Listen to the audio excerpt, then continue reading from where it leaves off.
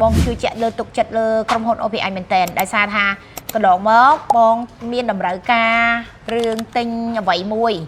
ទៅប្រាប់ OPI ទៅថាបងចង់បានបែបនេះខាងក្រុមហ៊ុន OPI បានរៀបចំឲ្យបងមិនឲ្យបងពិបាកព្រោះដោយសារថាការងាររបស់ខ្ញុំមានភាពមមាញឹកអត់សូវទៅគិតខាពីរឿងកន្លែងតម្លៃឬក៏ការចរចាឬក៏ការធ្វើតាមផ្លូវច្បាប់ណាមួយឯងអញ្ចឹងខាងក្រុមហ៊ុន OPI អាចរៀបរៀងឲ្យចែកបានច្រើនយ៉ាងហើយបន្ធូរការងារបន្ទុកការងារនឹងជាច្រើនសម្រាប់ឲ្យខ្ញុំមានពេលវេលាច្រើនទៀតព្រោះទិញដីធ្លីឬក៏ជាអចលនទ្រព្យអីមួយ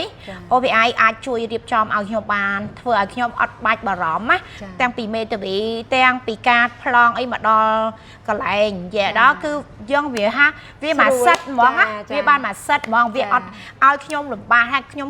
រវល់ការងារផ្សេងវាទៅគិតរឿងនោះទៀតវាពិបាកសម្រាប់ខ្ញុំព្រោះខ្ញុំអត់ចូលចិត្តញ៉ៃញ៉ៃទេតែចូលចិត្តញ៉ៃញ៉ៃខ្ញុំអត់ទៅចិត្តទេនិយាយហ្នឹងជាភាពជាក់ស្ដែងហ្មងបើហា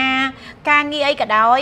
បើសិនជាក្រុមហ៊ុនណាមួយរៀងញ៉ៃញ៉ៃរៀងសាំញ៉ាំខ្ញុំអត់ទៅចិត្តទេខ្ញុំអត់ទៅពាល់ប៉ុន្តែក្រុមហ៊ុន OPI គាត់បានជួយសម្រួលការងារមកឲ្យខ្ញុំបានច្រើនមែនតើអញ្ចឹងជាចុងក្រោយចាយមានសារអីបន្តិចទៅបងដែលគាត់ជាម្ចាស់អាជីវកម្មឬក៏គាត់ជាអ្នកធ្វើការក៏ដោយតែគាត់មមាញឹកគាត់អត់មានពេលក្នុងការដើររកអចលនទ្រព្យដោយខ្លួនឯងគាត់អ្វីដែលជាសារផ្ដាំផ្ញើទៅម្ចាស់អាជីវកម្មឬក៏ដូចជា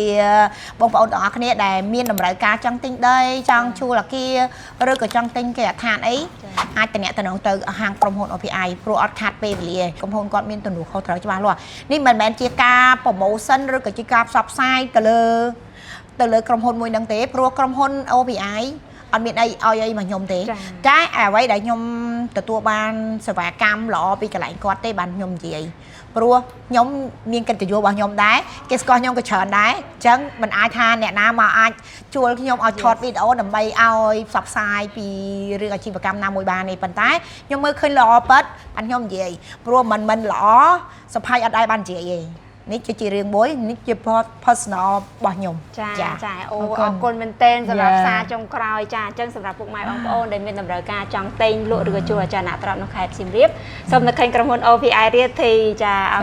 គុណ